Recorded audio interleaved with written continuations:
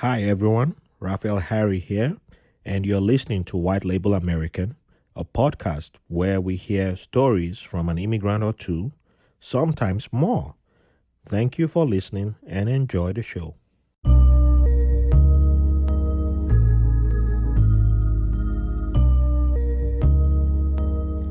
Welcome to another episode of White Label American. Thank you all for joining us today. Before we begin, I would like to give a shout out to all my Patreons. Thank you for your support. Without you, we wouldn't be here. And to everyone listening, especially our new listeners, you can join us, help us build community, and help take this podcast to the next level. We have a lot of plans and a lot of new things we'd like to bring coming forward. So, we welcome everyone who likes to support an independent podcaster. So, yes, please join us on Patreon for as low as $3. You can join us and help us out. And you can do a one-time donation or monthly donations also. For those who can do Patreon, you can also get our t-shirts at vetclothing.com, and they come in different colors and sizes. And it's a very great, fantastic, independent clothing store, also owned by a veteran and a brother. And for those who can do Patreon and t-shirts right now, you can also do go on Apple Podcast and give us a like, subscribe, 5 stars, write a great review, help us get up on the algorithms and push this podcast going forward.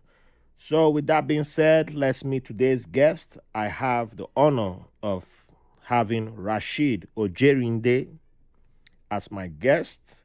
He's a licensed mental health professional with years of experience providing direct mental health and behavioral counseling. And he's a dedicated bicultural millennial therapist with a passion for serving his community. He loves to educate and inspire fellow immigrants on the importance of mental health and wellness. He is also behind one of my favorite pages on Instagram, The Progressive Immigrant. And there's so much of this brother who, I recommend you follow that page, because just like me, my Instagram experience is not complete without, getting a daily dose of the affirmations that he posts in the mornings. And when you catch him on a live on Instagram, you're just gonna be feeling you're just gonna feel so good. You're gonna be feeling good. So there's no way you come out of his page without feeling great, without feeling excellent, without feeling like you just drank a good cup of excellence and sweetness. So welcome on the show, brother. How you doing today?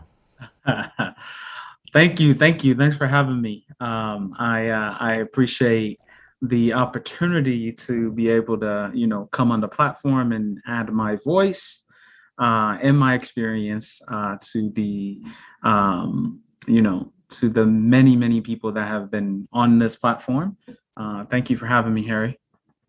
Yeah, it's my honor. And I left out a lot in your intro because there's so much in there. But we'll try and cover it all in the questions. So that's why I Yes, kind I'm of sure. left it. I'm sure we'll get there. Thanks for the great intro, by the way. Thank you. I feel very very honored. It's my pleasure. So let's dive in. So can you introduce us to your place of birth and what your childhood was like? Yes, absolutely. So my name is Rasheed, as you know, Raphael is covered, and I was born and raised in a little small part between Lagos and Ogun State.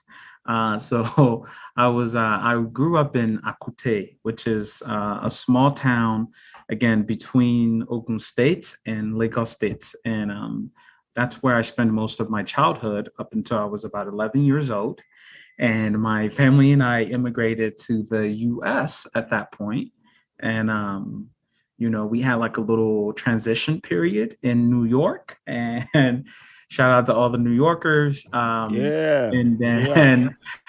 then we moved to Indiana after that. And I pretty much grew up I lived the rest of my experience in Indiana. So, yep. Okay. How old were you again when you moved? I was 11. Okay. All right. Yes. So you said your place of birth is Akute. Yes, Akute. yes. That's a really good pronunciation. So Akute is how far is that from Abeokuta? Um, I I think it depends. Like the traffic is always bad, so it's hard Yeah. to actually know what the actual distance is. You know how Yeah. Nigeria is, Yes. but when we would drive it, because we I visited back in 2019 with my family, and I remember like commuting between both of those places, and I think it was maybe like a 2-3 hour drive, I would Wow. say. So Yeah. that's probably so if there was no traffic, that might be one of those places that could have been an hour plus. Maybe an hour at the most. I think the Yeah. distance could probably be traveled in about an hour. Yeah. Yeah. Yeah. So Abeokuta is the one I remember. I know I've been to more than just Abeokuta in Ogun Yeah. State because I've been Yeah. to where you have Canaan land, Winners Chapel. I helped build that place. Long story. Oh, Past okay. life, yeah. I Okay. was I was that guy. I did, yeah. I helped do labor there for free. So yeah, but Abe- Raphael, if there's one thing I know about you, just listening and having, watched and listened to a lot of your podcasts, you are well traveled. Let me tell you, my brother, man. well traveled. Yeah, but as we say, I've Wow. Wakajigbe. I've not some Wakajigbe. But yeah, Abeokuta, that one, I probably have visited there twice, but I know I visited Olumo Rock, which is like the most famous Yeah. tourist attraction there. Yes. So Yes. Yes. Abeokuta, but I was a Now kid. they have the what do they call it? Opel Obasanjo Oh, Obasanjo's. library, the Oh, presidential oh yeah, he library. built his library. Yeah, he Yeah. was the first Yeah. president to build a Yeah. library. Like, yeah, I'm gonna be Yeah. different from the rest. So. Yeah. So he has that. That's a pretty good attraction now too. Like it has a happening scene at that place. Oh, ah, Yeah, I visited back in I think 2019, and I thought it was pretty interesting. Like it's a nice social. You is go out there, you is the can yeah. library far from his farm? I don't think it's very far, but again, everything just seems far in Nigeria I know. because like, yo, Nigeria is one interesting place. But yeah, everything seems far, but in actuality, Yeah, if you look at the actual distance, it's probably not that far. yeah. I Yeah. know. But everything seems far, man. I'm telling I you. know. You could be traveling like, something that's supposed to take a 30-minute drive. Hmm. You could end up taking an hour and a half just to even get there. I know. Like it's bad. It's bad. uh, Bad roads, bad uh, traffic. Yeah. yeah, yeah. So, okay. Well, I should have asked this other question first, but well, I'll just go forward with this. So, um, still sticking to your origins, Yeah. your names, Rasheed Yeah. Ojerinde. Yeah. What are the meanings? What that stand for? Because I know Yoruba names it's Yoruba, Oh and they tend to have. So are those Egba or what's the other Yeah, one? so the last name is Egba for sure. Okay. And then for the listeners that are not well versed, Egba is a specific ethnic group within the Abeokuta. I think all the Abeokuta people, I think Yeah. they're technically referred to as Egbadu. Uh-huh. So that's the reference for Egba. But my last name is it means so anyone that has the oje, there's a prefix, the oje. It's basically the people that are sort of the communicators between um the how do I put it? The ones that are gone and the Okay. ones that are here now. Have you ever heard of masquerade? Yes. Yes. Yes. So the ojes, they are the ones that are in charge. And the masquerades for the audience that are not again well versed, the masquerades that we have in Nigeria or in the Yoruba tradition, they are the connection between the life here and the life after. And Mm. so they are able to communicate with the ancestors.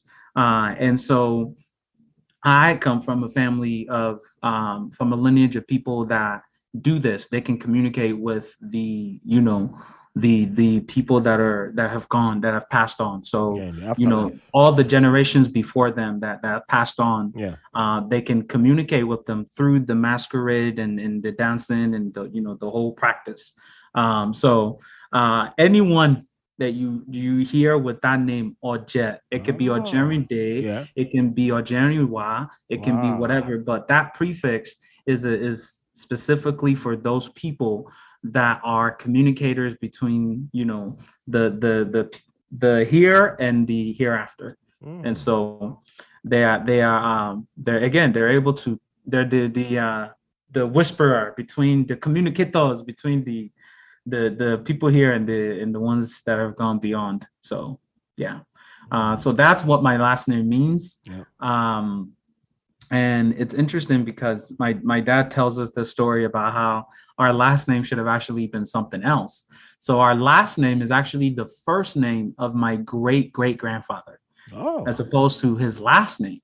fascinating. And there was some mix up there, and I think it was just due to like lack of just awareness and proper education. Mm-hmm. But his first name was passed on as the last name of his children, as opposed to his last name.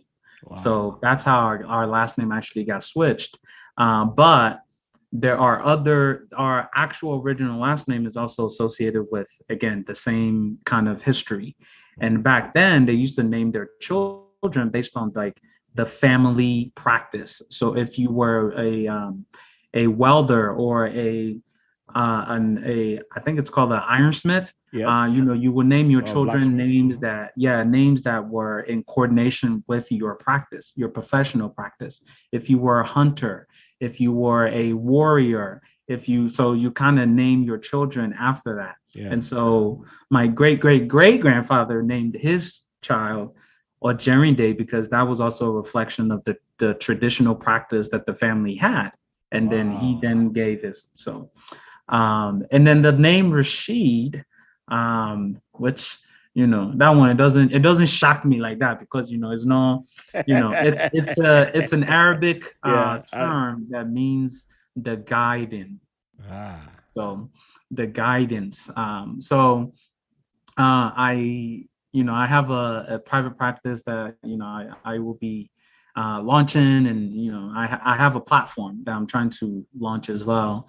It's called the Oh, guide okay. therapy, and so that's kind of where that kind of comes from. But yeah, Ah, Rashid means the guide.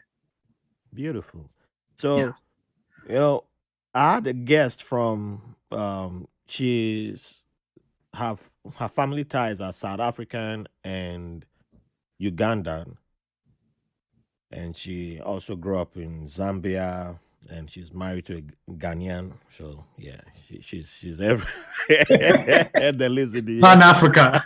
That's real Pan African right there.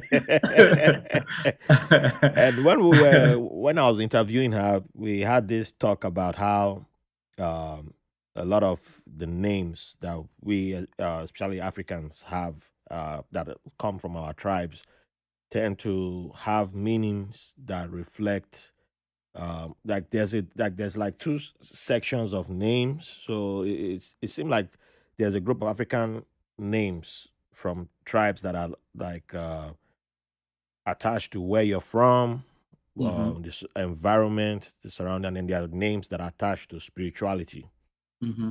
or religion. Yeah. And I was giving the example of how from my tribe, most of the names seem to reflect God this or God did that. And to me, it felt like probably those our names started changing in a way after, because we were one of those who we were amongst the people who amongst the first to meet the Portuguese when Hmm. they came to what is now Nigeria. Yeah. We had a lot of us converted. That's why people like me have. It's not a surprise when you meet someone like me in my region and say, "Oh, your name's Rafi Harry." People don't say, "Oh, are you?" I'm surprised, but so when I go to other parts of Nigeria, people are like, "What? You Nigerian?" That's when people act surprised. So, so, but our traditional names. we don't have names that reflect like Ojerinde, like yours, OJ. Yeah. It's Yeah. not. It started becoming. It was no longer common to see those names, but I Mm. loved how you mentioned that because I'd read when I was a kid. Now you just brought that memory back to me of how names in like medieval times in Europe, Mm-hmm. is from Europe, were also tied to family practice, Mm-hmm. and that's how people like literally English names like blacksmiths. Yeah. Yeah. Yeah. The Smiths. Those that's Yeah. how those names came about. Yeah. It was Yes. not like anything imaginative to it. It was Yeah. Yeah.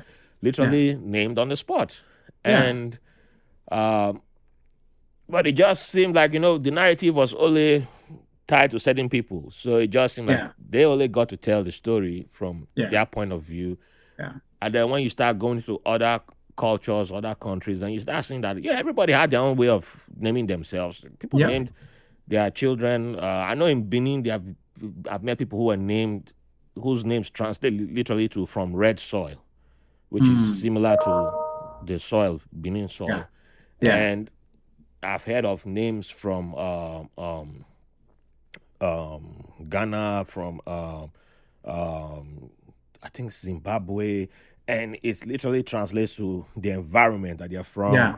And you Yeah. start seeing a whole lot of names like that, and then there are the names like the Yoruba ones. I knew Yoruba names always.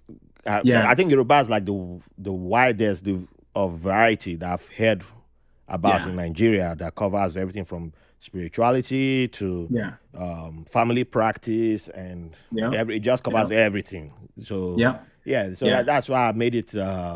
I think that's why this is going to be a mainstay question for me, asking people Okay. what their names mean. And Yeah. yeah, For a lot of Yoruba people, that I don't know how the Yoruba, people, how they manage to maintain some of those hmm authenticity in terms of like how they name and identify themselves. But yeah, that's a very common thing with Yoruba people. I think there's a lot more retainment. yeah, And I think for the Igbo people too, there's a lot of that. But yes, Igbo too. yeah. But I couldn't say that for all the other ethnic groups in Nigeria, I think. But for the Yorubas, that was I don't know how they, why it was such a big thing for them. But yeah, they managed to retain a lot of their practices of naming people and culture and things like that. So Yeah, yeah, yeah. that's something that I should look into one day. Maybe if I decide to pursue my PhD, that might be. It might be in names. Maybe. So, jumping ahead, well, we're still sticking to your childhood. Okay. What do you consider your favorite childhood memory? And it can be more than one Yeah. experience you choose to share. Oh man, I saw this question coming, and I still have such a hard time being able to prepare for it because, man, like, I remember, just growing up and missing Nigeria, and it was hard to even say this is what I miss Yeah. because it was everything. It was Mhm. everything all at once. Um, and it's like it's hard to pinpoint, but what I always remember distinctly was just the feeling of being there, the feeling of being in that environment, the feeling of, going to school. Because when I grew up with all of my cousins around us, Yeah. even like people that were not really blood related, but like They our became family is cousins. so close. Yeah, like, and like just the experience of like doing life with them, like just Mhm. living life and like walking to school together and like, roughhousing together and playing around and like, just all of the experience of growing up with these people was what I missed. And I think those are the things that stand out to me is the everyday things of like, walking together with your cousin to go to school, going to go and play soccer with your cousins, getting in trouble with them. Just those kind of things they were honestly what made my childhood. And so, when I would reflect back, there would never hardly did I remember like a particular moment, but it was kind of everything at once. Like I just missed that experience of being there. It Yeah. was I had such a great time, and it was such a nice experience for me that like, yeah, like it wasn't something that I could ever forget. It was very impactful. So Mm. yeah. So what was one way in which you got into trouble with your cousins? Oh man. 'Cause I had to throw that one in there. Oh man, man, which one can I say on on record? Uh, we would do a lot of things, man. Like you skip out on your chores. You're supposed to do a chore. You skip out on it, and instead you go and play football, and two neighborhoods over, and then you come home and you get the whooping, and you Uh-huh. just take it, and you just bounce off like it was worth it. um, but yeah, just things like that, like skipping out on like your parents ask you to go and do something, and instead of doing what they ask you to do, you go and do something else instead, and you have your fun while you have your fun, but then you come home and it's like, okay. Ah, Yeah. But yeah, so it's just simple things like that. I didn't really get in too much trouble. But it was the simple things like that. yeah. But yeah.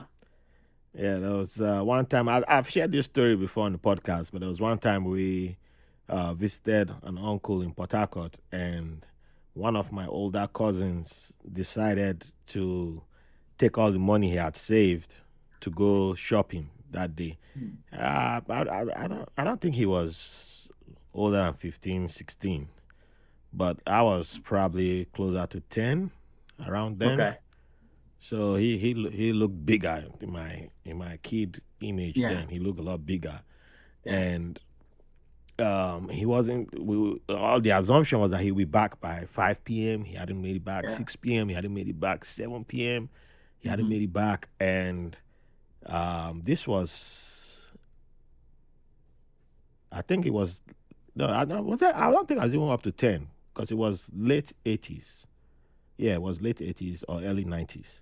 Okay. So now, when the kid doesn't return, back then, there's no cell phone. So all you do Yeah. is you start And counting going around the money neighborhoods. to go. Oh, you go straight to police. You go to police station, or you go to TV station to go. And Oh because gosh. if a kid gets lost, they take them to police station. The police go to the TV station to go do what's your mommy's name? My mommy. What's your daddy's name? My daddy. For the younger ones, they give you a loaf of bread. You eat it. Let's give it that a jugular type of that jugular bread. I also give the kids. So they were already discussing what TV station should they go to, or should they go to police station first. I remember that conversation going on, and myself and my cousins, who were around my age mate, were in the room. Like, what's happened to this guy? Did he make it? What could have happened? We just freaking out now. And should we tell them? Because we knew where he was going. He told us he was going to buy clothes. And he was like, yeah, I was trying to buy one t-shirt for each person. Like, yeah. So we're excited. This guy still hasn't come back. It's dark now. So they're asking us, every time they ask us, do you know where he went? No. We didn't know where he went. So like, how long do we keep this secret? But he's not back. What if something had happened? And I think one person slipped and finally said he went shopping. Where did he get money Yeah. from? Where did he get money from? That's what we start hearing. Where did he get? Who took him shopping? And they screaming and all that. And then he finally showed up. I had a nice jean jacket on. He was feeling himself. Yeah, they're like, come here, you freaking the whole house up, and they're yelling at him. And in the middle of, I think he was already being spanked. His dad was in the army. I think his dad was in the army, and he was already receiving the belt. And he was about to receive the belt, and my mom was like, "Wait, let me see the clothes that I even bought." And they brought the Oh. bag, and this boy has good taste. It's actually nice. How much did you pay for this? He said, "How much you paid?" He knows how to price. This one knows. And I just changed the whole vibe in the room. And that's how he escaped being beat. And he came into the room. Everybody was like, "Wow, he didn't get beat. What?" I was like, "Wow, he became a superhero." I was like, "Wow." I was excited. Like, yeah. It's so excited. Like, yeah, this guy made it. You made it. You came back like around 9 p.m. Wow. Wow, that's like grown up time. Oh, I was so man. Oh Oh man, that man, was that's funny. yeah. I just remember the full details now of him surviving and us being so excited that we know somebody who went out late and came back. Oh yeah. Oh man. Achievement unlocked. Those were your trouble days. You Uh, get into trouble. oh yeah, I think that was laying the foundation for my eventual attempt. But yeah, mine was to never get caught. Yeah, I came back before they could catch me, but I did my own trouble outside the house. Just don't come report me at home because it was never good. I just didn't want to get whooped. So, um, by the time you left Nigeria, Yes. did you already have a role model or someone you looked up to, or was that too Um, soon? I think I think I did. For a lot of Nigerian as a child, Mm-hmm. like, whoever was sort of like, was talked about a lot. Yeah, I have an uncle here in New York. He's a lawyer here in New York, and at the time he had been gone to America for so long, and like, that the tales of his success was always being told, and so I think growing up, I think that was someone that I really looked up to. Even though at that point I was so young that like I don't actually remember what he looks like. I only saw pictures. yeah, But of course you would feel his impact. He would make sure to send money back and things like that, and you would hear about the different sort of like typical Nigerian. They send money back home, they have homes, they have homes being built for them and things yeah. like that. So for me, I think that was something that I just always, the tale of his success was always being mentioned, and so my uncle was someone that I really admired and really looked up to. So yeah. Yeah. Oh, and at the same time, when you were in Akute, Yeah. um, you visited Lagos a few times, right? Yes. Lagos, we were practically in Lagos. We were like on the border, somewhere. Like Lagos was very close. So yeah, we would go to Lagos quite often. What part of Lagos was your favorite? Um, Honestly, my memory was so like I was a child. Honestly, Hmm. I really didn't remember like a lot of the experience of like going into Lagos. Like I was literally just a child that just went to school and came home. Yeah. And for the most part, and then like, whenever you go to Lagos is when you go with your mom, to maybe buy something. Maybe there's an event coming up, like around the holiday time. Maybe your mom Yeah, wants to buy yeah. everybody clothes. So you go with her to, I don't know, Katangwa or something like that, that was it. Like those were my experience of like actually like traveling outside of like the neighborhood. So yeah, unfortunately, I don't have a lot of memories and don't recall a lot of like different places in Lagos. But yeah. All right. So, do you remember the airline that you took when heading to America? Ooh, that's a good question. Man, I think it was Lufthansa. I Oh, think it okay. was. So, Yeah. I was trying to see if you were on the unofficial airline of the podcast, because a lot of people, for some reason, just seem to end up on KLM. I think it's those who It came. might have been On, KLM. It might have been KLM, do you actually. stop at Now that Amsterdam? I, man, where do we had a stopover? Man, I remember, like, I honestly couldn't tell you. I honestly could not tell you. But the reason why I think it might have been KLM is because KLM was more prominent back then, and I think it was more common for Nigerians coming into the U.S. to have taken KLM. I Hmm. think it might. There's a good chance that it might have been KLM. But yes, yeah. Okay. I don't know about. I don't think I can speak on KLM being The most popular with Nigerians are the well, probably yes, I can't. I don't. My database is not functioning on that aspect right now. But I just know that a lot of people from no matter what country, everybody just seems to fly a killer on this Yeah. podcast. When they were moving to America, it just seems to be like KLM. So You know I, what? That's an information that I'm very curious about that. Like I'm actually gonna go back and try to see if I can retrace and figure out what airline that was. mm, I'm curious because yeah, like I never really gave it much thought, but yeah, well, I'll be curious what I airline still that put was. that out there just in case KLM has someone listening and like, yeah, if you guys need a podcast to sponsor, come sponsor this because there are too many people on this podcast who have flown KLM. So I mean, we didn't plan it, but we all just came to America on KLM. So KLM knows Hey. what to do. Come, bring the money here. Bring it here. Open for business. I'm open for business. Yes. And well, since you were 11 years old, so you probably were saved from making the same mistake that I made, being that guy who forgot that, who didn't realize that his ticket money included the food on the plane and sat down there. Was like, man, I have money for any food here. Don't charge me.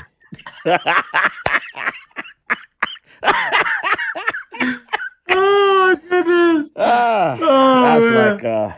So you were just hungry the whole plane ride. hungry, man. I was Oh so my hungry. God. Uh, That's such a you know a Nigerian mentality. It's Chai. like I don't have any extra money. Oh, please just leave me. I had this Yoruba man sitting down next to me. That man was just drink. I was like, hi, this man, you can't even say, oh boy, are you hungry? Take one. The guy just eating. Yeah, I'm just there like, hey, when are we there yet? Are we there yet? Man, I'm hungry. Oh. They tell me, and they'll come back. Are you okay? Do you want something? I was like, can I get water? They won't charge me for water, right? They won't charge. I was like, man. It's after I Man. arrived, I remember that story of the guy went to London for the first time on the ship. Didn't eat. Sat down the ship from Lagos to London. When he arrived in London, the captain was like, "Hey man, you didn't come off your cabin once. Like you didn't come out to have food." And the guy's like, "Hey, just between me and you, man. I don't have I don't have money to spend for food." Captain's like, "What do you mean? You already paid for the food." We're in London now. It's too late, but you could, we thought you were something religious. You just. I was like, man. Oh I man. repeated history. Oh no.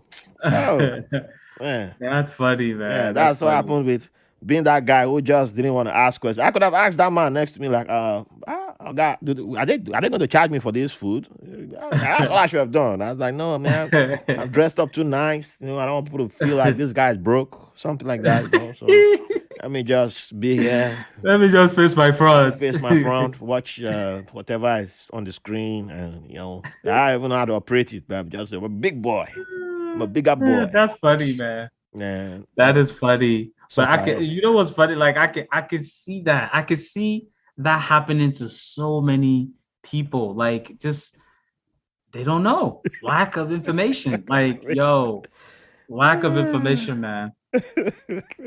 and the fear of not seeming like we don't know. Mm-hmm. Like, yeah, that's funny. Oh man. Yep, I will use that to laugh until tomorrow. Like, yep, that's that's what happens when you don't know and you're there swallowing your saliva. Everybody else is eating good. It's like, man, all these people have money. You know what I do remember though? I do remember that first flight, we were served hot dogs. And I wasn't a fan of hot dogs. And hot dogs was just this weird thing to me. So I'm just there like, what is this? Like, I don't like this. The way it's tasting is just I don't like this. And I didn't eat that plane ride, actually. the whole plane ride. I did because I didn't like hot dogs, and I just looked at the food like, what's this? What kind of rubbish is this? So I never ate. So me and you, we actually did not eat. We eat. Okay, that made me feel better.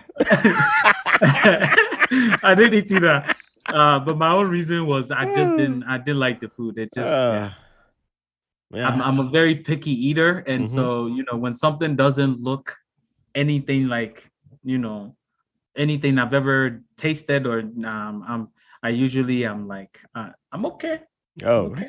I'm not eating this. I'm the opposite. I'll try it once before I'm like, no, this is not the one for me, because I'm a foodie. I'm a foodie person. Although sometimes the name can put me off, but even the image too can put me off too, because there's only one guaranteed food for me not to go near. Is from the Philippines. Balut. Oh wow, what's it called? Balut. Ooh, what is balut? It's like the egg embryo, the egg with the embryo in it. Yeah. My Filipino buddy brought it to work one time. I was like, yeah, it's like, it looked like, I was like, boiled egg. Yeah, I have one. It's like, it's balut. I said, that's boiled egg. You guys call boiled egg balut? He said, no, this is special. So he cracked it and peeled it, and I was like, hey, what is this, man? What are you doing? It says delicious. My friend, do somebody kiss that mouth? Go away from here. Wow. Don't bring any food to this office anymore, because he used to bring. He used to cook like extra and bring, like he was so happy to see me like willing to try their food, so he'll be bringing extra food. I was like, man, you're disqualified. Don't bring food for me anymore. Just don't bring food for me anymore. It's like, oh no, it's not that all the food doesn't have balut. I said, no, we can't be doing this anymore. This relationship's over. That balut, me too. I cannot try it. Yeah, I'm sorry. Balut broke up. It's not for me. Broke up. It's not for me. Nah. That's like the food is moving in front of me. I'm like, why is the food moving?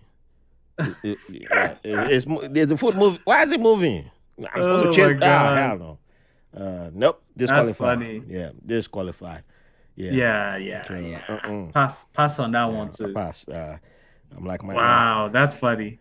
Yeah, I claim I'm from the streets, but I'm not from the streets. Put it that way. Yeah. You're not about that life. I'm not about that life. No. Oh man, that's funny. My humility comes out. I don't think balut is for me either, man. No. So I've seen people eating that, and it just nah. Oh, that guy, the guy was enjoying. I was like, yeah, no. If there was someone I was supposed to introduce to you for a date, disqualified. It's bad news. Bad news. Why is it bad? It's bad news. Trust me, bad news. Right there. Why? Stay away. Because of balut. He's like, it's not that serious. Come on, man. He's bad egg. Bad egg, right there. Bad egg. Perfect. And all their food, a lot of their food is so similar to Nigerian food. A lot of Filipino the food. Philippines? Okay. It's mighty similar. That's why we got along until he introduced balut, and the relationship just ended. That was like, this is when colonialism entered into the fray, and you guys, broke up from the African trade, because we could see where we're intertwined, and the relationship was going good, and then colonialism came in and changed. I was like, the dynamic changed. So bye-bye. They brought ballots, and then everything was over. He's like, man, he tried to mend the relationship. I was like, no, we can't be eating together anymore. I go eat with the Caribbeans. I go eat with people from the Caribbean. Oh man, that's funny. So, what time of the year did you arrive in New York? So I arrived back in 2002. So 2002, September 2002. Oh, wow. Yeah. Yes, sir. So, you remember what season was it? What season is September? I think. You said September. Oh, it felt like winter. Yeah, it felt like winter to us. To you, time. That felt like it felt like winter. We had like big coats. Yeah. Hey. So that's what it is. But it was September. I think it was mid to late September. Yeah, that would most definitely feel like Yeah. winter for you. Yeah, it most definitely did. We were freezing our butts off um, when we got to JFK. But yeah, so that was it. So, would you consider that your first culture shock, or would there be Oh, something else that takes the first culture shock? so I think the code definitely that was the first culture shock. But I think the most obvious one after that one was the change in like just how people like I came from what I call a collective society Yeah. into an individualistic society. I came from a community, a childhood where I was always around my cousins. I was always playing around. I was always, I could be myself. And, um, my parents were totally fine. My parents were not worried about me Yeah. going out and playing around with my neighbors, with my cousins. I came into a community now where it's very individualistic and you don't my parents didn't know who they could trust.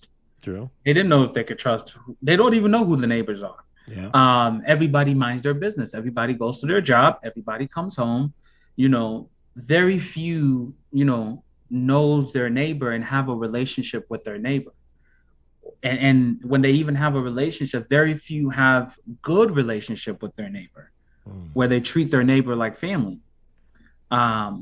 Whereas that's what I grew up with in Nigeria. So that was a huge thing for me because, I would come home from school. I could no longer just drop my backpack and just go play. Yeah.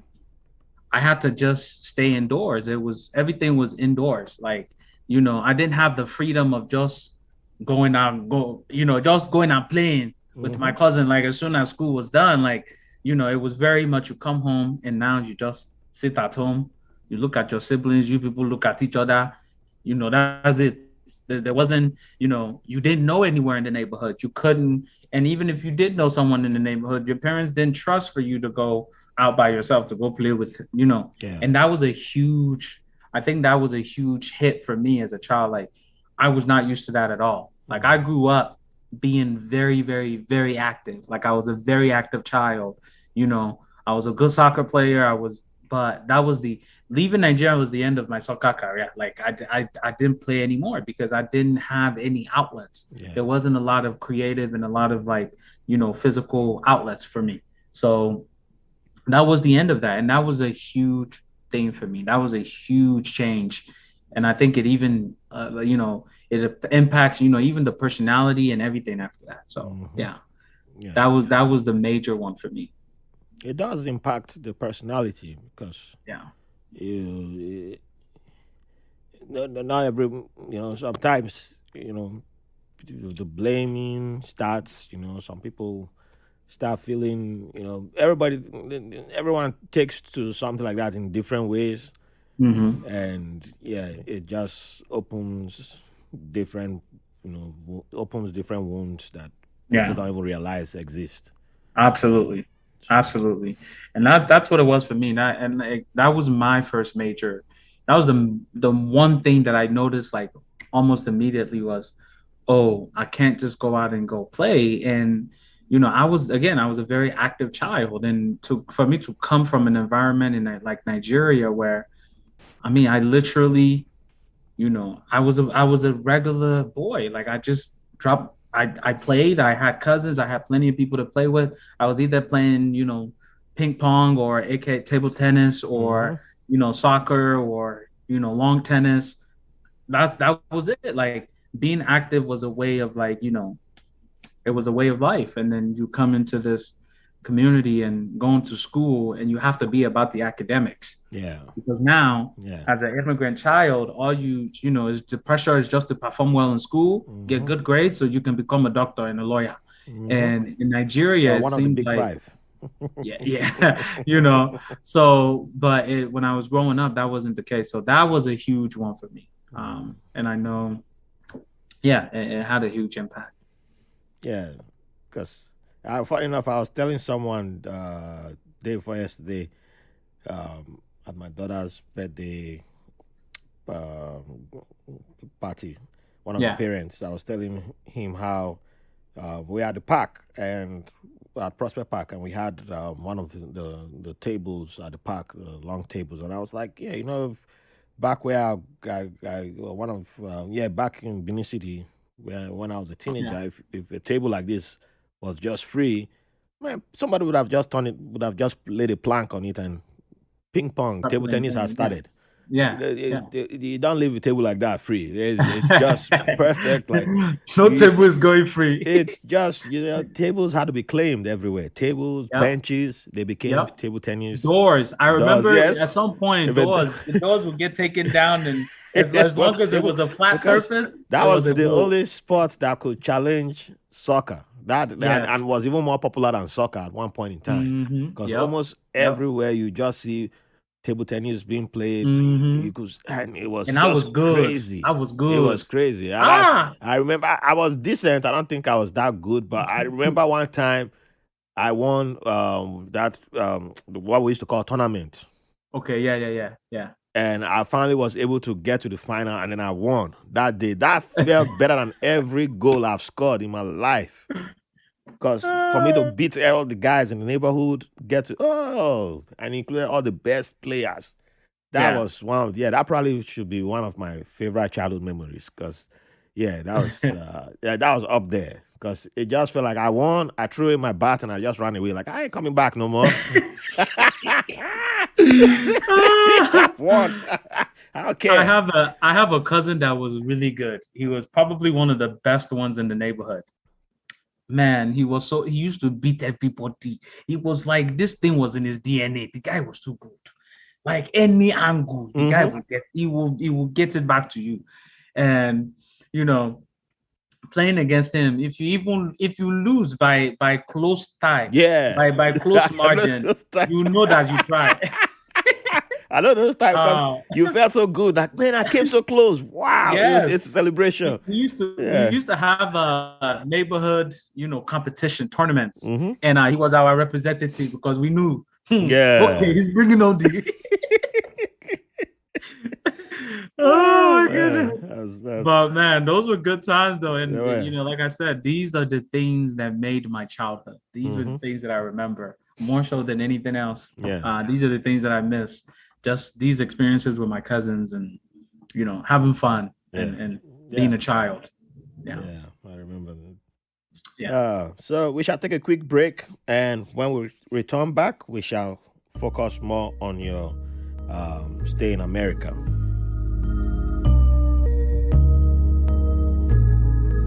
Hi everyone, your host Raphael Harry here.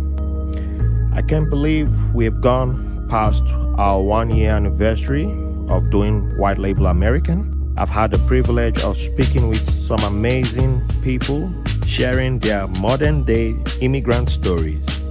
And you've allowed this Nigerian immigrant to share parts of his immigrant journey through this podcast. Also, one of my goals of this podcast is breaking down artificial walls that keep people from getting to understand each other. Based on your wonderful feedback over the last year, I think we have done a decent job in breaking down some of those walls. We would like to continue and expand on this mission, but we need your help. I've had an amazing time creating and producing episodes for this show largely on my own.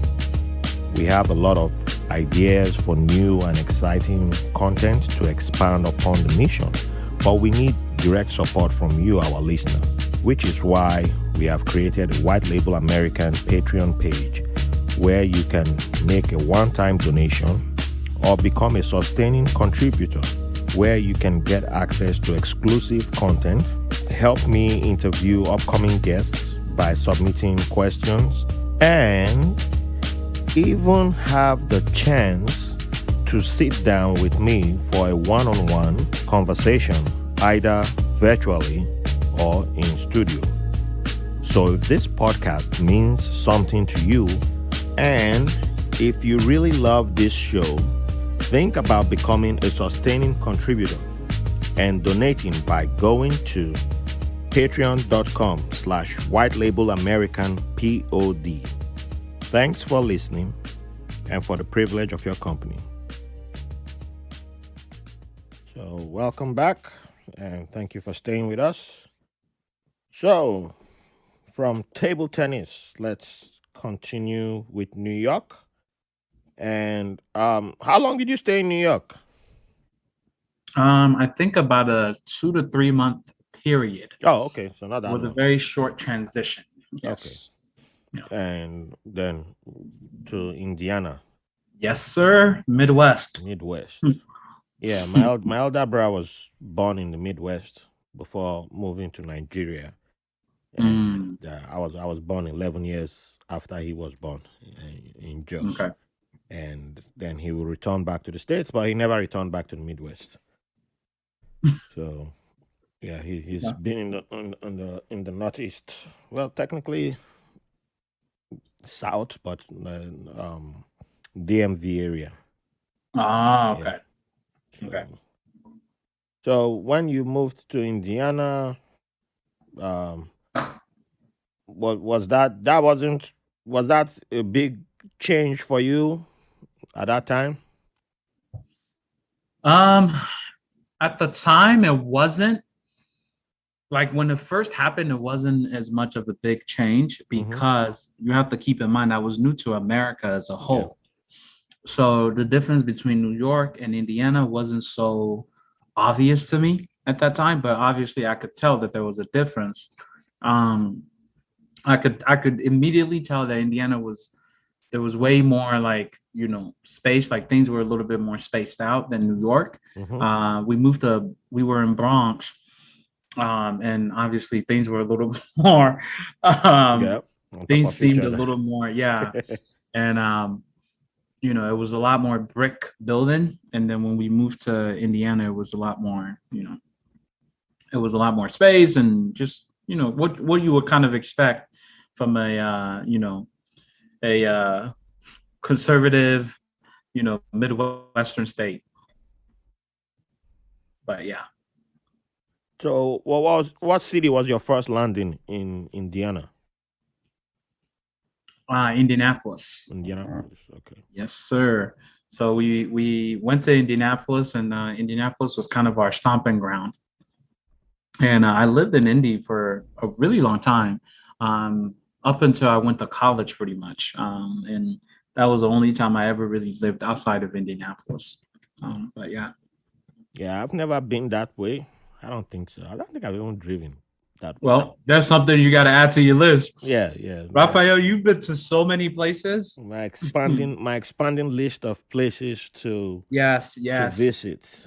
Yes, you got to keep the list going. Minneapolis. All right, I will add that to the list. I have people always inviting me to come to certain places, and I'm about to okay, I'll go get a ticket, and then let me just see how much it is to go to Europe, and it's cheaper. Bye.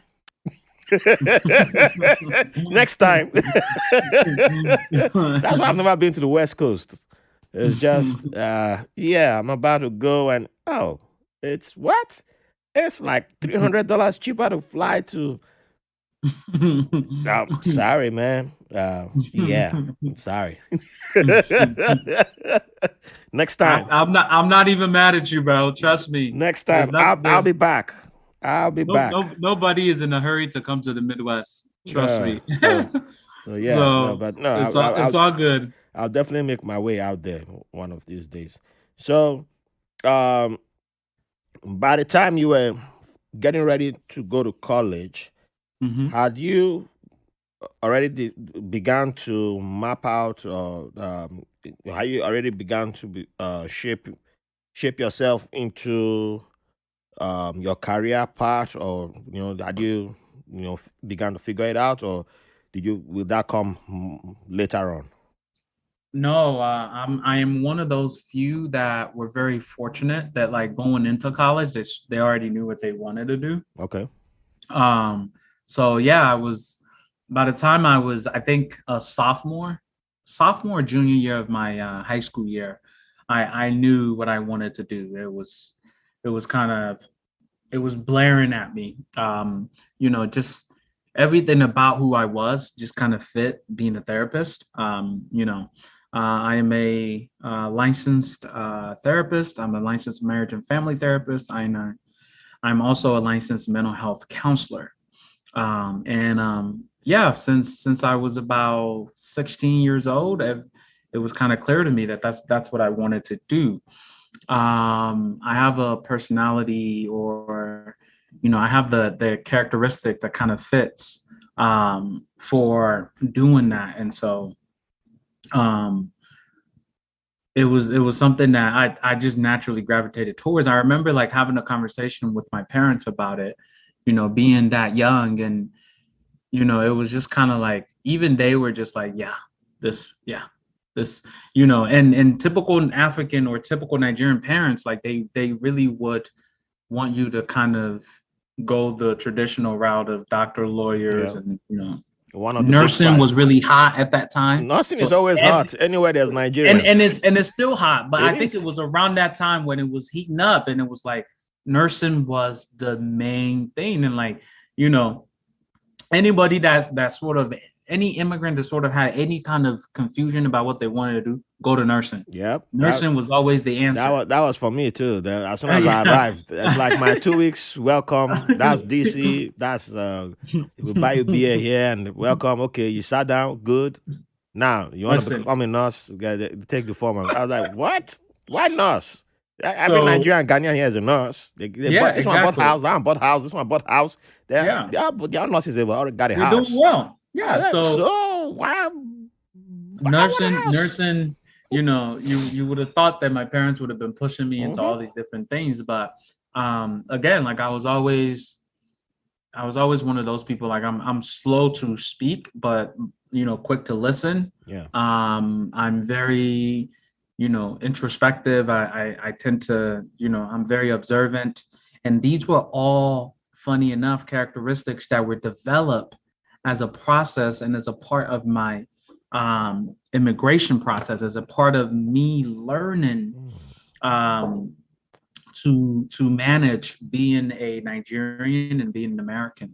Where at the time, being a Nigerian in America, you have to be very observant. You have to, slow down and really observe your environment and read people, engage situations, and how to speak. And that was something that I did a lot of growing up. And so when you talk about a therapist, those are the kind of qualities that they want to have, is being able to kind of do a lot of understanding, and do less speaking, but have a lot of understanding about what the person is going through and what the person is telling them.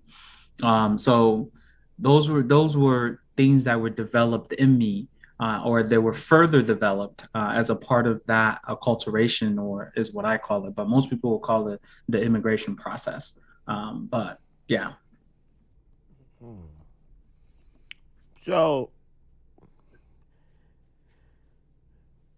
that was really good to have parents that shout out to your parents for not being the typical Nigerian parents or even immigrant parents who are like, trust me, they have that typical moment. So I don't doubt that. I don't doubt that.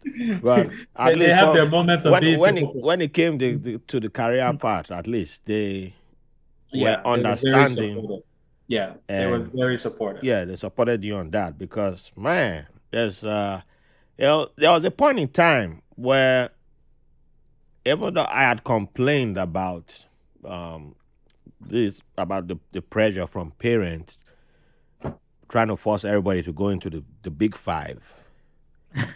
Yeah, what is infamously known as the big five: doctor, engineer, accountant, banker, and what did that miss? Lawyer, and sometimes military. Well, depends, but I mix them up. But I don't really add military in there, but it depends on who you're asking. Yeah, and it's always it became something that slowly I kind of started supporting it without support, or like I panicked. So like when I was Because like when I started taking classes when I was in the Navy, I was like, Mhm. yeah, now I'm independent. I can go my own path. But it seemed like, when the pressure on me was building, it was building. A lot of pressure was on me, and I kept allowing it to be on me, and the burden was just.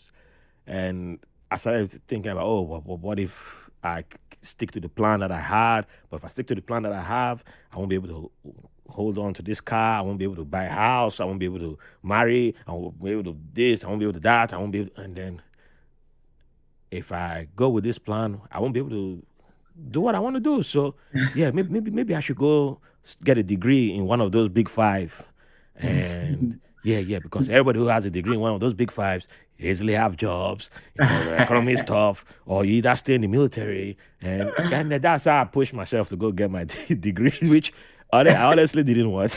I don't regret having that degree, but at the same time, I'm like, I never should have pursued that because I actually started pursuing a degree that I wanted. And Hmm. then why did I switch into Something that you something didn't else? It was because I bought into the big five later on and Yep. was refused to admit that I was doing that. Yeah. But it was around graduation time when everything was now accumulating together. My disability was Mm. even beginning to become more pronounced. And even Yeah. though I didn't want to admit that I was someone with disabilities, it was just like, what is happening? And then, wait, where did I get this degree? Business administration. Like, I'd always said to myself, if I was going to do anything on the business side, it would be international management because I love studying international stuff. I love being in international. I love knowing about countries and all that. Yeah. So it also went along with my mass communications that I always dreamed of getting. And Yeah. then after that, I'm like, wait, who studied mass communication that got money? Who got? And I just panicked. I just panicked. That's how I changed. That's how I changed. Because even the first time I went to the Navy College office where they got all the college brochures on base, and the first person I spoke to actually put mass communications in front of me, which I took as Wow. a sign. And then by the time I'm ready to graduate, I go into business administration. So yeah, that's why I'm always happy when I see people who weren't like forced by their parents into, whose parents supported them when it came time for them to go into their to The go on career their path. career path. Because yeah, Yeah. it's not easy. It's not easy. It's a battle that some people just have to fight, and not everyone is strong. Because I wasn't strong when it came to my own time to fight it. I was putting up a strong face, but yeah, inside I didn't. Yeah. Yeah, I And it's didn't. hard. It's Yeah. hard to put up a fight with our parents and everyone else when everyone else, believe it or not, my parents, as supportive as they were, it was my parents were not even the one that was giving. It was actually other people. I had an Mm-hmm. uncle, just a really close family friend, but uncle, Yeah. um, that came to me and basically tried to persuade me to go into nursing when it was time for me to get my master's degree. And he basically sat me down and said, "Listen, if you want to make money for your Mm-hmm. family, Yeah. go get your master's in nursing, as opposed to you know being a mental health therapist, or being into mental health." And I said, "Well, I really respect what you're doing. Like you're really trying to help me because this is what you do, right? Mm-hmm. You're a nurse practitioner and you enjoy what you do. You feel like you're able to do a lot of things financially. You have a lot of financial freedom, and I respect it. I understand it." Um, but he was insistent that was really the way to go, and he just wouldn't let up. And I kept on trying to tell him, as much as I know that's what worked for you, and Yeah. you're trying to put me on the same path of what works for you. But sir, like with all due respect, like I don't have interest in that, and I don't have strength in that. Mm. I'm not going to be able to be as good a nurse as I can be a therapist. And being a therapist is something that I find to be very fulfilling and very gratifying. Being able to help others and being able to be there for people at their lowest, and and walk with them and talk with them and support them and help them get to that place where they want to be, instead of where they're currently stuck at right now. That's something that I enjoy. It's a process that is gratifying to me. And, you know, for him, it was just really hard for him to understand. And, you know, it goes back to this, are you in this for love or are you in this for money? And, you know, I just told him, you know, with all due respect, you know, thank you so much. And I appreciate it. But I'm going to continue on the path through which I know is my path. So, yeah. And that was that. But yeah, it was more from external forces where the discouragement was actually coming for me. It wasn't even my parent. Wow. And it's like, I don't even, from you just saying that, it's like I was in the room, just being there, because I can imagine how that conversation went, and it's like I've been in that type of conversation how many times? It's like, look here. You just look. I know. Look at how much I have. Look how much this one has made. Look at how much this one. I'm like, yes, it's fine if it works for that person, and that's great. You know, I have a cousin who, we are first cousins. We've never met in person. Funny enough, his uncle, his dad is my uncle. My uncle who was in the Ghanaian army, made major general. Had a clash with Rawlings after he helped free Rawlings when Rawlings was in jail, and that's how Rawlings became head of state. Second time Rawlings became head of state, he was one of the people who helped Rawlings, and they clashed afterwards, and he ran to the Netherlands. Been there since then because he went on exile. When this guy comes to Nigeria, he doesn't drink water; it's always stout because he doesn't trust Nigerian water. And his son and myself, we're about the same age. We've never met face to face, but we've talked on the phone how many times. And what killed our relationship was because he was in the UK all these years and then decided to move to the United States. And somehow got into a combination of cyber security and supply chain. Just around when I was getting out of the Navy, and was like, oh, you have a supply background. Now you need to add cybersecurity, and this is how much you're going to be making a week. And look, you got to be like me. I travel everywhere, but look how much. I said, okay, yeah, can I just do only the supply chain part? Because I've done that in the Navy. You know, if you got, if you have something like that for me, I might be interested. But what about this other part? I'm not interested in that. Oh, man, this guy called me like 3 times and got mad. He just seemed like he got mad every time. I said, I don't want to learn that. I'm not interested in learning that. But I know it's paying money, and that's fine if it's paying money. But I don't think everybody has to do that. Not everybody has to. Well, you must. Yeah, and it just seemed like you must, and so he stopped calling me after that. And he would be coming to my town. He came to my town a few times, and it was after he left I realized he was in the city. Oh, he was actually in the city. Wow. Yeah, and because he would call my mom, he always called my mom. Like, so when did you guys? How was it? Did you guys hang out and all that? I was like, wait, he was in the city. Wow. And wait, so is he mad at me for not joining him in cybersecurity? I don't want to. If I wanted to, I could have done it in the Navy and had more certifications than you and been ahead of you. Honestly, but it's not something that I wanted to do. I don't care for it. Honestly, I don't. So it's just, it never attracted me. Yeah, and I think there's a huge problem with boundaries and with the immigrant community, and I can only speak for us as Africans and as Nigerians, but there's a huge issues with that, with him being able to respect your choice and saying, this is not something that I'm interested in, and being able to accept and respect that.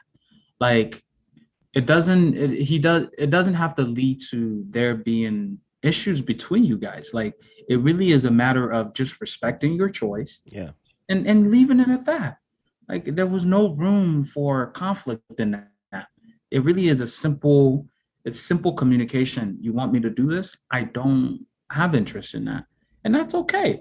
And I think that's something that for a lot of us, we really need to learn how to do that, how to not take other people's choices and actions so personal and make it about us, when in fact that has nothing to do with us, and everyone has got to live with their own choices.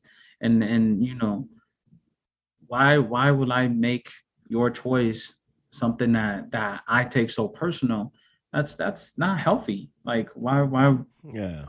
but anyway, yeah. Yeah, I didn't even realize that he had cut me off until what was a while. I think because I'm once in a while I just send hi, hello text, and I never got a Yeah. response. So I just like, well, okay, I stopped texting, and realized he had gotten married, had a kids, even Oh kids, wow. and I was like, well, I guess life move on. And so it was, after I had Yep. my daughter, that one day I got a text out of the blue, and who's this? And oh, it's me, your cousin. Wow.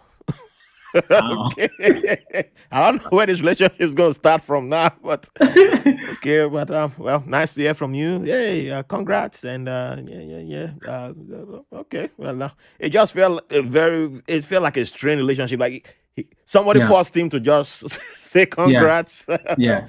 and I was Yeah. like, well, I guess this is where we are now. So Yeah. we Yep. we And just it's very yeah. unfortunate. A lot of relationship has been killed by that. Just this lack of being able to, respect other people's Mm-hmm. choices. When it Yeah, when it didn't have to be the case, it did. you Yeah. guys could have continued on to be great cousins and help each other out and support each other in so many other ways. But that's all gone now, and Yeah, you guys I, are I distant. have some friends who, they've asked me for stuff and I've given them advice and they didn't take it, or they did whatever they wanted to do, Yeah, and some like kept their distance, and I'm like later on they reached out to me and they're like, oh yeah, I knew you told me to do this that time, but I didn't do it, and I'm like, wait, first of all, you don't need to go that explain far. yourself. Yeah, I respect your right to say no. Right from the beginning. If you want to be in my life, that's the first rule. I respect your right to say no. So, yeah, if you came to me and you said, "Hey, well, what do you think about this?" and I say, "Hey, maybe you should. If it were me in your shoes, I will do this." If you say you choose not to do it, that's fine. You chose. You made your decision. So yeah. don't come back. Start giving me a full write a paragraph of no, no, no. Yeah, that's fine. But if it's something I can help you with, I can. Yeah, I will still help you. If I can't, I'll tell you up front. I can't. There's just yeah. But don't think because you didn't go by the exact way that I would have gone, the relationship is over. But Yeah. it always seems like because they didn't do what I would have done per se, Mhm. then it's Yeah. like, oh, and I have to There's a hide problem. or I run away. I'm like, no, no, no. That's why I always tell people. First thing is, I respect your right to say no. I'm teaching my daughter that right too. She has the right to Yeah. tell me no. Yes, if you still Yes. Yes. poop in your Yes. underwear instead of the potty, I'm still gonna overrule that right and Yeah. wipe you. After I wipe you, that I go back to respecting your right to say no. But yeah, it's one of the things that is in place for her. So I make sure I recognize that, her mom recognizes that, we all recognize. I recognize my partner's right to say no too. So it's not it doesn't end shouldn't end relationships for me. Absolutely. But yeah, I get it when people use that to be like, okay, I said no, and I'm like, okay, fine. When you're ready, you come back. Exactly. And the thing about it is, whether or not to take the advice, I guess we'll find out the outcome. And Yeah, the outcome is not going to impact you whatsoever. that's it. Because so what's the Ah. use in getting mad and yeah. Yeah. So, when you go to university, because this is a question that I don't think I ever thought about this. When someone goes to university Yeah. planning to be a therapist, Yeah. having that in the back of their mind, what degree Yeah. do they get? Well, what's the degree called? So the most useful and the most beneficial one is psychology. Okay. So you wanna get into psychology or maybe neurology. Mm. But neurology, honestly, I don't think that's no, I think psychology is sort of the best route, to be honest. So yeah, I went the psychology route for undergrad, and then with masters, you just go straight into mental health counseling or marriage and family therapy, or you can do social work. You can even actually, that's another thing. You can actually take the social work route if you want to be a therapist. You can do social Oh. work as an undergrad, and then you can also do social work and get a master's in social work. But you have to have a master's level, at least a master's level education to be a therapist or a counselor. Oh, Yeah, so to be a counselor, you have to have master's level. yeah, yeah. Oh, all right. So you can get your bachelor's in psychology, or you can get it in social work, and then you can get your master's in one or the other as well. And with therapy, it can be focused on a particular niche. So if you are into marital and family issues, you can do that. You could do just being a general therapist, which can be a licensed mental health counselor, Mm-hmm. where you can sort of address any sort of issues related to mental health. You can do addictions. You could do childhood therapist. You can do a lot of different things. But yeah, Hmm. That's good. those are the various ways of approaching that. That's good. Thank you. Yeah, Yes, that's sir. it's just something that I was like, yeah, I never done. I was like, yeah, I never thought about. I don't know. It just popped in my head, and I was like, yeah, that's something that I should just get out of my head. It's one of those things that I kind of feel like I've added something that's not been in there for some time. So since we have touched on setting boundaries, when did you officially begin to embrace setting boundaries in your life? I think for me, it took a while. I'm a very passionate person, and I think I would say I started to really like do a lot of like boundary work on myself, and in my personal relationship. Maybe just a couple years ago is when I really started becoming aware of it.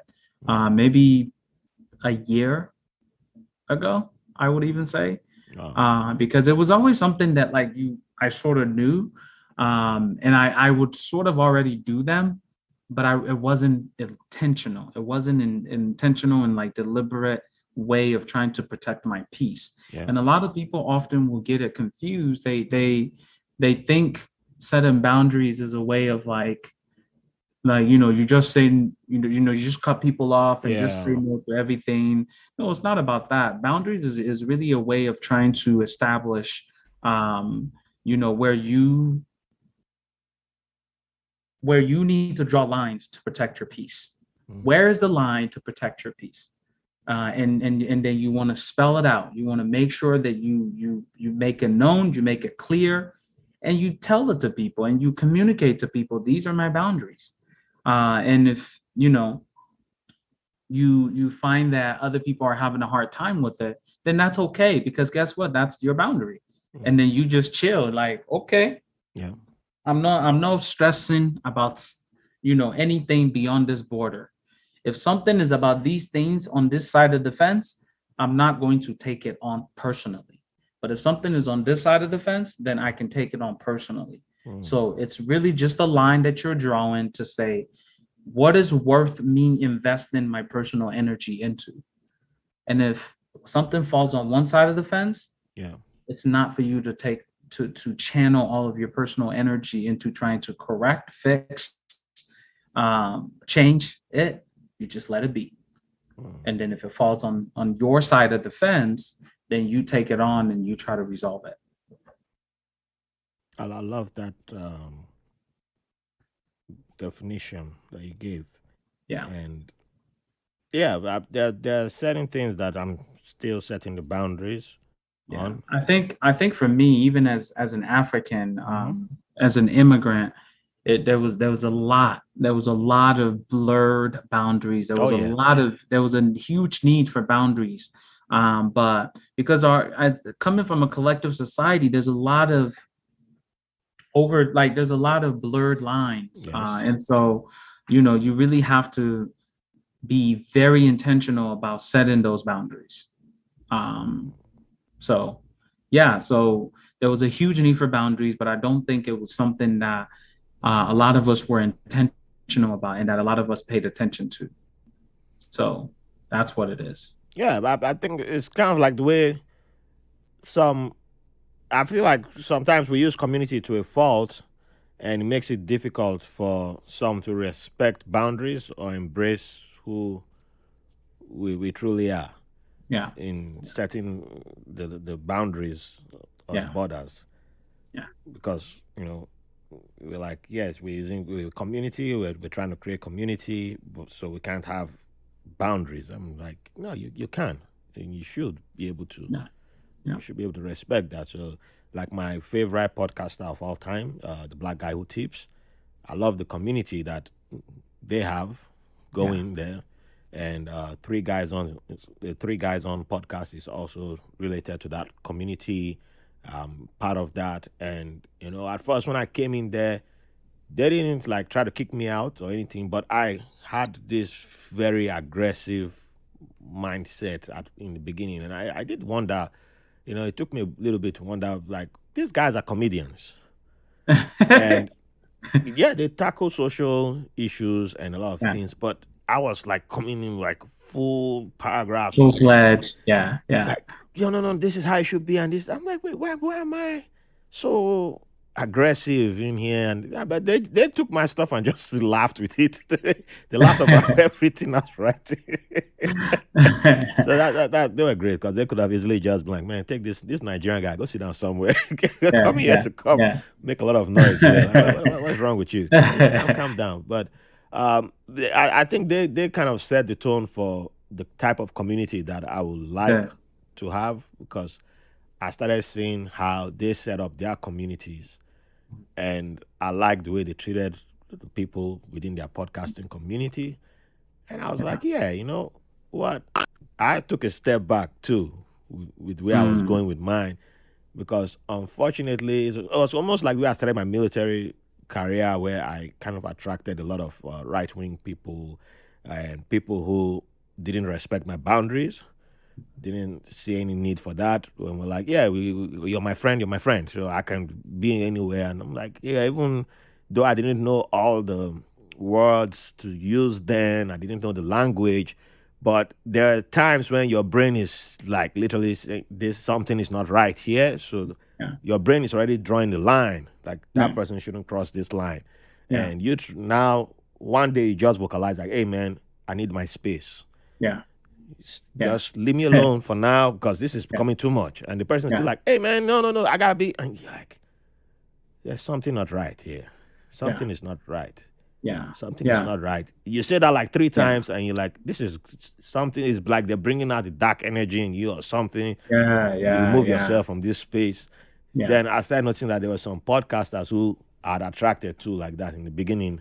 And I had to either decide if I'm going to continue in the name of, just to build popularity, they can easily push me up, or go with the people who I want to, the type of community I want to build, and set up the boundaries that I would love to have, and, take it off from there, build it organically.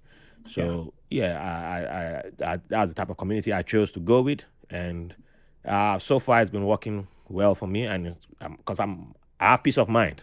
I can sleep at night. I'm not worried over, did I allow this wrong? And that's what it does. That's what having healthy boundaries does, is it allows you to really be at peace with yourself. And to be at peace with others. And when others can't respect your boundaries and they have issues with it, that's on them. More importantly, it allows you to be at peace with yourself. That's really what it is. Sometimes it allows you to be at peace with others, or it allows others to have peace too. But if it doesn't allow others to have peace, then that's sometimes that's their own wala. Because sometimes boundaries, a lot of people will not like it when you're setting boundaries with them. When you tell them, listen, if you text me after this certain time, I'm not going to respond. They try it, you don't respond, they get offended. Listen, I already communicated it to you. I don't know why if that bothers you, that's your problem. You deal with that. Me, I'm okay. I'm at peace. I'm sleeping peacefully. It doesn't bother me. So that really is what it's about, is like being able to protect your own peace. And when you have healthy boundaries, guys, trust me, you will be able to go to sleep and sleep like a baby. You'll be able to, go throughout your day and not feeling not carrying any sort of guilt or any sort of negative emotions with you throughout the day. Because your everything that you're doing is in alignment with who you are, and you're not doing anything to please anybody. You're not doing anything that goes against your own moral, values, and so you just feel so much better about who you are and what you're doing. Yeah. So, um, you had mentioned earlier Yeah. about starting your own practice, which was Yeah. kind of a spoiler alert. I should have said spoiler alert then, but kind of, it came like way later. So, is that gonna be in Indiana. Indianapolis, right? Yeah. Yeah. So it's gonna be based there. So yeah, give us a little bit about that. What's the plans, going forward, and yeah. Yeah. So thank you. Thanks for the plug on that one. So basically, I have a vision to start my own private practice, and I want to be able to offer myself and make my services available to people within my community, within the immigrant community. And I want to be able to do it virtually so that I can be more available to more people, not just people within the state of Indiana. So, but that's something that's currently being worked on right now. There are regulations within the US where, certain people, certain therapists, like you can only practice within the states that you're in or that Yes. you're licensed in. So, but due to COVID, a lot of that relaxed. And so if you live in Indiana, you can practice in, a different state, Florida, New York, whatever. So like there was a lot of that where they allowed for, people to practice in different states. But we don't know what the future of that is, if that is something that will be maintained. Okay. But the online space right now for therapy is blowing up, and it's a really great way for people to receive help. So I'm trying to figure out how I can kind of get in that by again opening the private practice to where I can start seeing people literally from all over the world and be able to help people. And again, I think there's a huge need for mental health work within the immigrant population. There is so much that we go through. There is so much that we have on our hearts. There's so much that bothers us. There's so much that we're thinking about. There's so much that we need to voice out. And I don't think we all have the outlet to do so. I don't think we all have the space to do so. And so I want to help create that kind of space. And, one such space is the Progressive Migrants page. It's on Instagram. If you get on IG, just look up Progressive Migrants, and you will come across, the account that I created to help bring awareness to the immigrant experience, to mental health in the immigrant community. And, we're doing some great things. I put up a lot of different posts, just, again, speaking to the immigrant experience and our mental health, and trying to provide some very practical and some really good tips for, just acknowledging our mental health. So, yeah.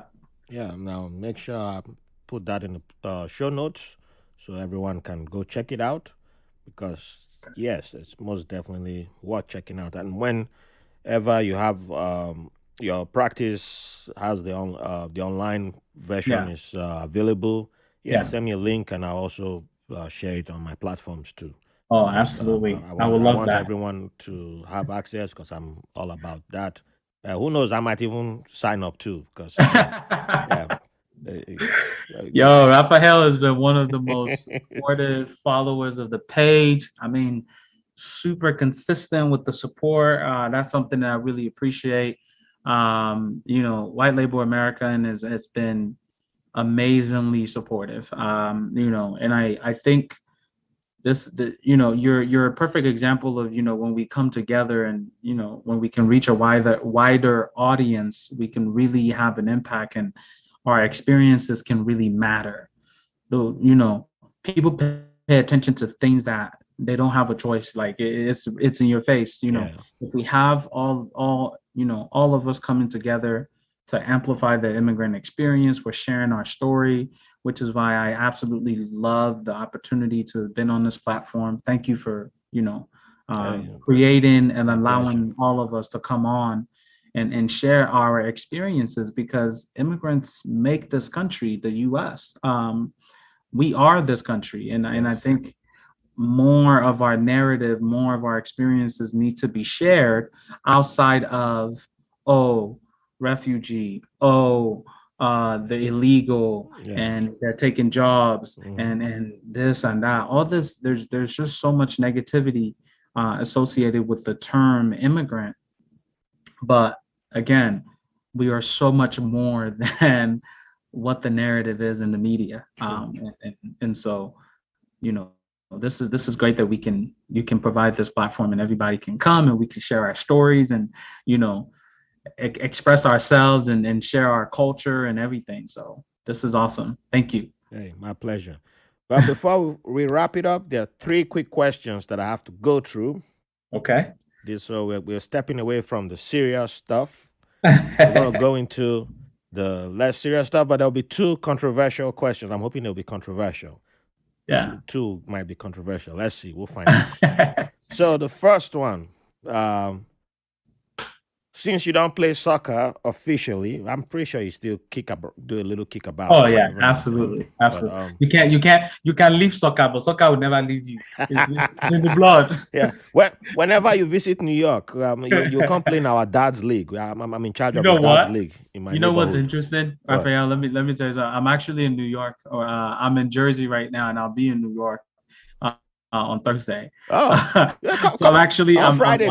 Come play with us on Friday. We have a dad's league. Come play at our dad's league in Brooklyn. Yeah, I may just take you up on that. Yeah, but I have a pretty packed schedule on this trip, so I may not be able to fit that in. But there's the next maybe the next trip. New York is one of places that I frequent. So yeah. So now another form of exercising is dancing. Okay. And you can't dance without music. Well, some people do it, but we like to have music with our dancing. Let me put it that way. So let's just say, I know you can dance for over an hour, but a typical Yoruba guy, so you have to be able to dance for more than an hour. But let's say we just need to dance for an hour. Give us 3 artists that can keep you dancing for an hour. And no cheating. You can't just give us the Drakes or the don't worry. Nah. I'm not even that's not even me. Future, those ones. You have to, if you bring Pasuma Wonder, okay, well, basically, I don't know. You can go back, you can come forward. We don't know, but it's up to you. Yeah. Let me be all the way real with you. So I'm an old soul. Okay. So I like a lot of old school, jams. So the first artist, my number 1 artist of all time, King Sunny Ade. I had a feeling you were going there. The last person I interviewed just said King Sunny Ade. King Sunny Ade is the epitome of, like, every record the man has. Yeah, you have to dance. Like, there's no way you're not dancing. I danced King Sunny Ade, and I was like, I don't even know. Oh my God! I don't even understand Yoruba, but his voice is just that cool, calming voice with the beats is just you can't stand still. You can't stand still to that. God. Yeah, you cannot. So give me Sunny Ade first and foremost. Give me. Let me see. Let me find someone contemporary. I love Burna Boy. Burna Boy. I'm a huge fan of Burna Boy. Okay. He's been mentioned a few times. So. Yes, give me Burna Boy. It's his time. And let me see, who else can you give me? I'm gonna go back to old school. And this one, I know a lot of people are gonna be like, "What? Are you sure this?" Give me Ayinla Omowura. I know that Which a lot of people don't know. I know that name. Wait. Hey, she was married to. I know that woman. She was married to. She wasn't married to Sunny Ade before. No. So Ayinla Omowura is Akpala, Akpala music. Akpalam, yes, And yes. yes, and it's fun. He represent the Egbado side. So Abeokuta people, that was, that was the music that my dad grew up on. And Oh. he was hot in like he died Oh, in so it's a dude. 1980. Why was I thinking Yeah, of it's the the dude. woman? No, no, no. I don't know who was there a woman? Maybe you are thinking Salawa. Salawa, yeah. Yeah, maybe I think it's Alawa, but no. Give me Ayla Maura. And Okay. like I said, he's an Apala artist, and Apala is a flavor of like, song or like a genre of music that like it was big for the Abeokuta people. Mm. And he was a prominent artist. And I think most of his prime was probably like between 60s and 70s. I think most of his hit records came out around the 70s. He died in 1980. Oh, yeah, So that one is like so like it's old school. Trust me. yeah. That one. Even my You dad, got me there. is like. You got me there. I know. You might be the first guest to actually, to have put me. Yeah. To have It's not a very common thing, especially not with like the younger crowd. But that's something that I genuinely truly enjoy. Like his music is to me it's very. I like talking drum. So yeah, a lot of music that have I met a talking lot drums. of talking drummers. Yeah, Those guys, like, man. Yeah. So those would be my three. If I had to just do some honorary, people that I think can keep me going for an hour, I would say give me. This one is tough. Give me somebody like. I would say Davido. Davido can keep me dancing for an hour. You put the two people clashing in the same list, man. I know, right? This guy. They will come for you. I'll just direct them. Go to him. Yes, or give me one of these, new artists. Where the women now? There's not one woman here. Let me call because the Nigerian music scene is dominated by the male. It's dominated by the male. I love Salawa Abeni though. Yes, I should take her too because she's my mom's favorite artist, and growing up, those were some of my favorite memories as well. Was just my mom actually had her VHS. Yeah. So, another. There's too many, man. Let's just move on. Let's wrap up. Let's go because even Fela is a good one. Yeah, I was surprised. Fela didn't come about. I was like, hey, okay, well. Fela is a good one too. Fela. For me, it's the greatest. But your official is already there, so it's too late now. Yeah, it's too late. It's too late. Let's wrap it up. Let's go. All right. So there's no way we can let you go without food being mentioned. Okay. So favorite cuisine, what is it and where is it from? My favorite cuisine would be pounded yam with egusi soup. With egusi? This man. Yes, sir. Egusi soup, that's kind of that's common. That I thought there was something. Yeah. Wait, egusi with what? Is it mixed meat or goat meat? Yeah, so mixed, assorted meat. Assorted. With some maybe some uziza or like maybe some some vegetables sprinkled on there, just to garnish it, So that would be it for me. Yeah, that's my introduction. Anybody wants to eat Nigerian food, and I'm like, you don't want to do rice, right? You want to do real? Okay, start with egusi. Yes. Pounded yam and egusi soup. Start there. If you are serious about washing your hands and eat, start there. You gotta start with egusi soup. After that, you can graduate. Yes, so that is the cuisine you want to go for. All right, my brother. I appreciate you and thank you for coming on the podcast. Thank you for having me. Final question. What would you like to leave the audience with? Freestyle. Give us something. Could be from King Sunny Ade. Could be from one of your mantras. Hey, you drop it. So it's all yours.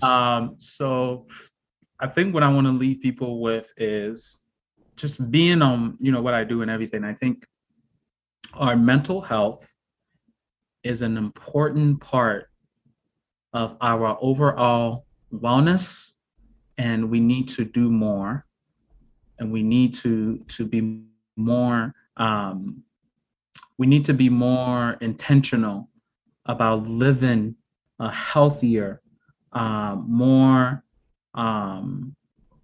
beautiful life. Life is beautiful, and I think with some of the limitations that we have within us, we don't allow ourselves to really experience life to the way it's really meant to be experienced. Let's live life. Don't just exist. So, yeah. Let's live. Let's not Yeah. exist. I love that. Hey, I knew it was going to be great having you on the podcast, and man, I look forward to having you again. And yeah, your invite to New York is it's always there. You're always there. So Thank yeah. you, man. I appreciate it. All This has right. been wonderful. Thank you for having me, man. Always, my brother. So to everyone listening, thank you for joining us, and don't forget to come back next week for another episode. Tell your friends, share it out there, give us 5 stars on iTunes, and write a great review for us. All right, keep the love coming in, and thank you for the privilege of your company.